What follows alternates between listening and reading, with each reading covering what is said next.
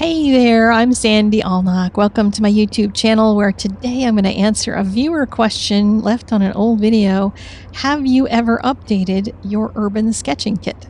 And I realized I'd updated it, but I hadn't told anybody about it. Honey, I shrunk my kit. I made it very small and it sits on the seat of my car.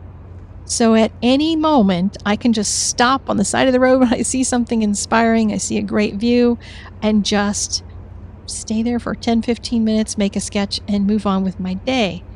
It used to be that I had backpacks that I would pack, and I'd have special sketchbooks for this instance, or special sketchbook for that, or this pen, or that pen, or these markers, and those paints, or those pencils. I had so much stuff I could never decide what to do.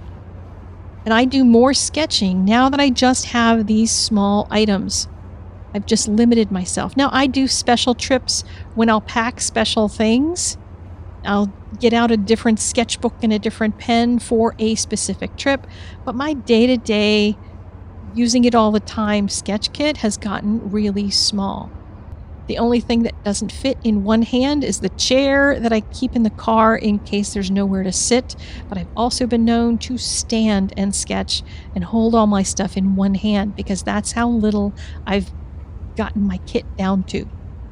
And so I'm hoping by showing you how little I take, maybe you'll be able to pare it down and get more sketching done yourself or get started in sketching because I have a brand new sketching class for beginners to learn from. So let's get started.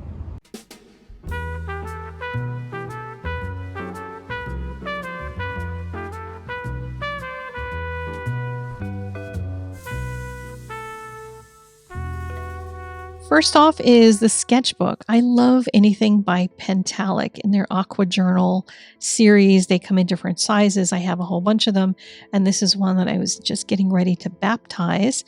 It does lay flat, so you can flatten those out, and in the wind, I often will put a clip on it so the pages don't flip-flop all over the place. I don't think I've talked about travel brushes much because I haven't really used them until this year. And the number 4 from Silverbrush and the number 6 from Tintoretto are the two that kind of ended up in this kit, and they work really great at this size sketchbook. I have some larger ones that I'll use if I'm using a larger sketchbook, but in this particular case, the number 6 Cat's Tongue Pocket Brush by Tintoretto is fabulous. I can do a wide wash like you see on the left-hand side, as well as some fine areas and get some kind of interesting brush strokes with the really soft Cat's Tongue brush. And it's really nice. It's surprising for $23. I was not expecting much from it, and it has outperformed what I expected. For sure. And I'm going to try out some of their others. I want to see if their smaller ones have more control in them, because I also got out this silver black velvet travel brush because I know it's reliable. It's got really short bristles. They don't hold much water, so I can get some control in small areas, which I need for a small sketchbook like this because I'm usually going to be drawing and painting relatively small. And one of the brushes the silver brush has a little gold band that shows around it when the brush is fully out.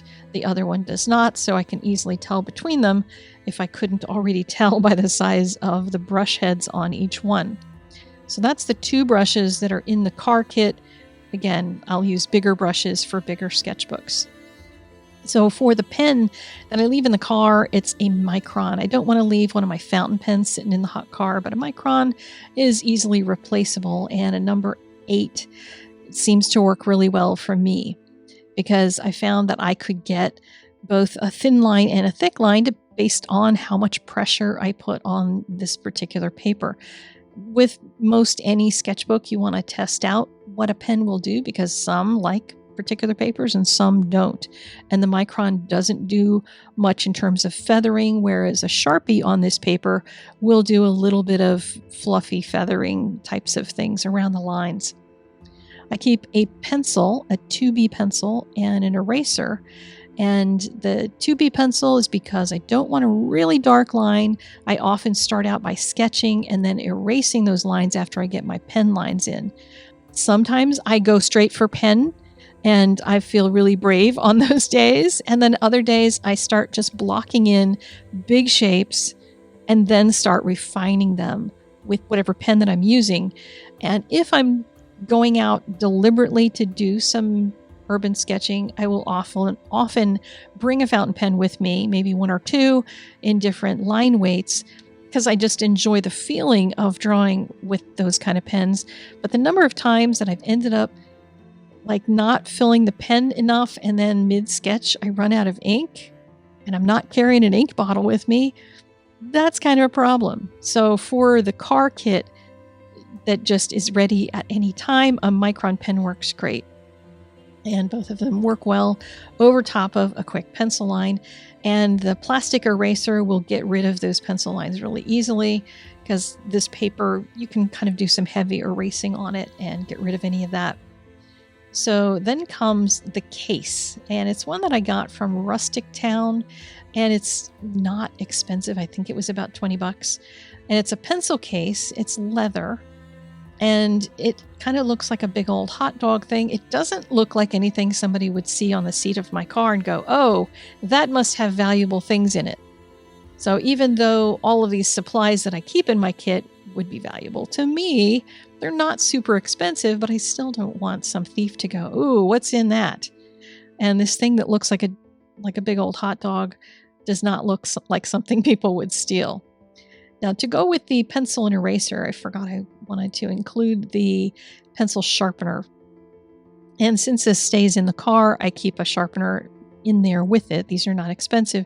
And I got one with a lid because I had another one that didn't have a cap on it, and I kept getting little pencil shavings coming out of the hole.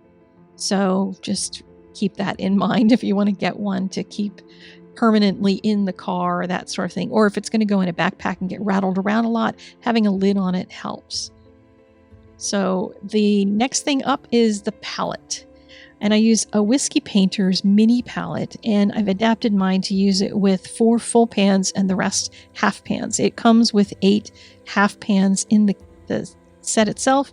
It also comes with these little water things that I have lost. I don't know where they went, but the little palette is pretty cute, and it works easily. You can hold it while you're sketching, as you saw. You don't have to actually, lay it on a table or anything.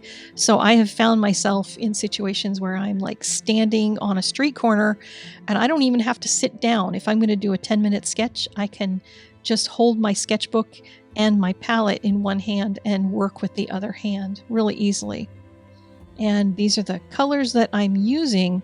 The first ones, like the main base of what I've chosen, is the Daniel Smith Essential Set, and that's on the left-hand side, and the right-hand side, those are the cool colors and the warm colors from that. Phthalo Blue, Green Shade, Quin Rose, and Hansa Yellow Light are the cools, and on the warm side are French Ultramarine, Pyrrole Scarlet, and New Gamboge.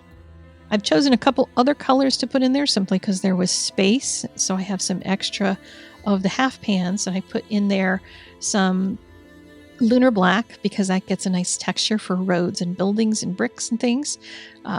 Burnt Sienna because you kind of need a brown, and it's easier to just have a brown handy instead of always mixing. Cobalt, Teal, Blue, and a little bit of Sap Green for when I don't feel like mixing. My water cup is one that I found at a dollar store. Just want something secure with a lid, and I would recommend plastic, not glass. And since I don't have the ones anymore that came with the Whiskey Painter's palette, this will do just fine. I usually leave it empty and fill it with whatever water bottle that I'm drinking out of that day. For the shadows underneath of all these objects, I decided to mix a blue-violet color to use for those instead of using the gray because that just seemed too boring. I wanted something a little happier and more cheerful, and the Daniel Smith colors do that really well. The observant might have noticed that the title of this page that's now covered at this moment, but it says Urban Sketching Jumpstart. And if you're familiar with my classes, all of my level 1 classes on just getting started in something are called Jumpstart classes. So there is now an urban sketching jumpstart class launching today. So it's in pre-registration, which means bigger discount than ever otherwise if you get it before everything's done. The pre-class lesson is available and there are some things to do in it, so you could get started right away. You can find out what the supplies are, of course, but there's also some art things that you'll learn in that free pre-class lesson, so you can check it out before signing up for the class if you want. But the topics for the class are very basic. You don't have to know how to draw ahead of time. So we're going to cover line, shape, how to determine and see shapes in a scene, how to edit and not try to draw everything, how to do basic, simple perspective, color, shading, reflections, figures. Yes, we're going to draw people, giving something a sense of place, and handling distance. I love how small and tidy my kit is. Just so small. I tuck in my pencil sharpener, my pencil, my pen, 2 brushes, watercolors, an eraser, and that's it. I don't have any longer a backpack full of, well, I got to bring this just in case I need it. Nope, I've got 1 pencil, I've got 1 pen, I don't have a lot of choices, so I can just get started instead of getting stymied by so many supplies. These sketchbooks are fabulous. They have a rubber band on one side that holds down one page, and you can get a binder clip like I did for the other side in case you come across a windy day. And I've just got 3 things to manage. I can carry everything in one hand. I do keep a chair in the car, and I definitely recommend that because you're not always going to find a place to sit. But I love that I have just these small items where I can be driving down the road past something and say, I would love to sketch that. And instead of saying, I'm going to have to remember to come back here someday so I can sketch that, I've just got the stuff. I can stop and do it. And I've got myself to a point where a 10-minute sketch is certainly possible for me. I don't have to have hours in order to do it. And these simple supplies make that an easier task as well. The sketch, like I said, took 10 minutes. I actually loved it so much that I copied it into the new sketchbook because the class is all focused on Tacoma. And this is a scene in Tacoma, and I thought that would be appropriate for the first page of that sketchbook to have a little vignette in there. A link to sign up for Urban Sketching Jumpstart is in the doobly-doo, otherwise known as the description, along with supplies I talked about today. We're in the pre-registration period for that class through July 18th, 2025. The pre-class assignments and supply list are already there for you to get started on your first 2 pages. On Saturday, July 19th, the course will be rolled into normal registration and the other 10 lessons will be available for you. From now through the end of July, 10% of all of my classes, including Urban Sketching Jumpstart, will be donated to World Watercolor Month's charity of choice, ICAF, or the International Child Art Foundation. You can see more about what's going on all month long on my World Watercolor Month page, also linked below.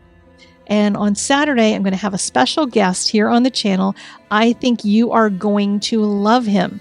He's an inspiring artist and motivator and also happens to be a board member with ICAF. So please be sure that you are subscribed to my channel so you remember to come back. And I will see you on Saturday. Take care.